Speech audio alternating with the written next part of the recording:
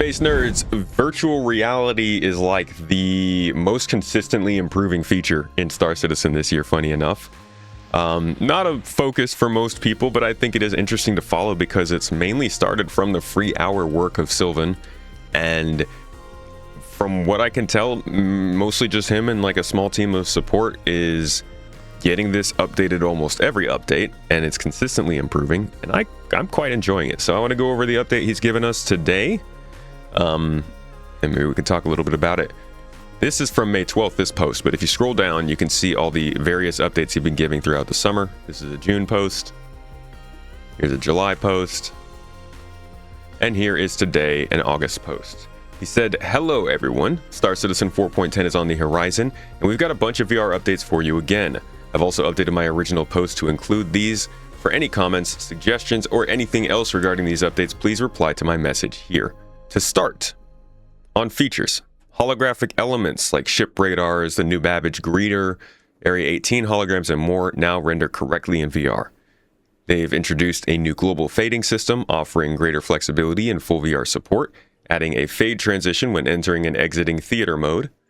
That's actually really nice. One of the features that is fairly good on this game and consistent is you can take your headset off and immediately just pop back into normal gameplay mode.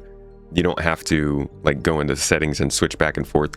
I haven't experienced that, mostly because I didn't care to try it.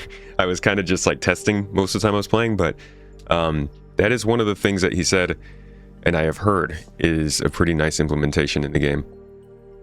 They also say we've implemented XR exterior user presence support for dynamic stereo switching, extended compatibility to any headset supporting this extension, including Steam VR. Replaced head tracking HMD FPS reset distance with FPS head boundary distance, introducing a new shader-based fade effect in place of the previous hard reset. Lots of fades. I appreciate that. The effect now begins at 0.4 milliseconds. 0.4 meters, up from the previous 0.2 meters. Okay, so this is actually, I think this is something I had said the last time I played it.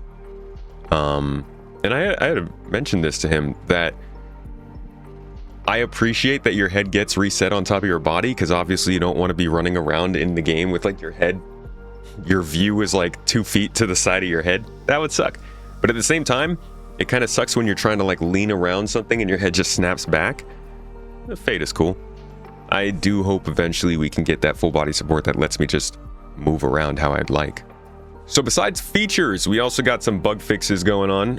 Fixed an issue where opening kiosks interfered with the player animation system. Resolved a recurring shadow flickering issue where shadows would stop following the camera. Fixed head tracking incorrectly applying to RTT cameras. That's like comms calls, backup camera, stuff like that. Even the mirrors, I guess, in the games. Fixed third-person camera collision in VR when the camera position adjusted. VRAM usage in the graphics menu now correctly reflects usage in VR. That's huge. That's actually really big. This was another one that I was saying was kind of problematic at the time. You just wouldn't even know if it was a problem for you. You guys probably remember that the last time I did a VR stream. Disabled chromatic aberration in VR, fixed multi-choice selection, fixed an issue where G-force blink effects were applied independently to each eye instead of in sync. So it's not a huge update, but again, just like bringing in small features, doing bug fixes, I appreciate it in his work. Silvan is working on stuff like the Gen 12 renderer and other things that have to do with the rendering engine in the game. This isn't necessarily his main thing, so I appreciate that we're getting updates with this every patch. I'm not crazy about VR. I think it's pretty cool. I think if you like immersion, you should try it. I'm probably going to do VR a lot more when I can find a headset that actually isn't a heaping bulk on top of my head. But I do think this slow and steady push on the VR functionality in this game, if the game ever makes it to something that can be more widely scaled and enjoyed, is gonna be the literal best way to play a video game. I can't imagine that being matched in terms of, well, for somebody like me. I'll clarify that. It's not for everybody, but for somebody who likes spaceships, I can't imagine there being a better game experience than an actual working Star Citizen with the VR application to it. But we'll see if we ever get to that point.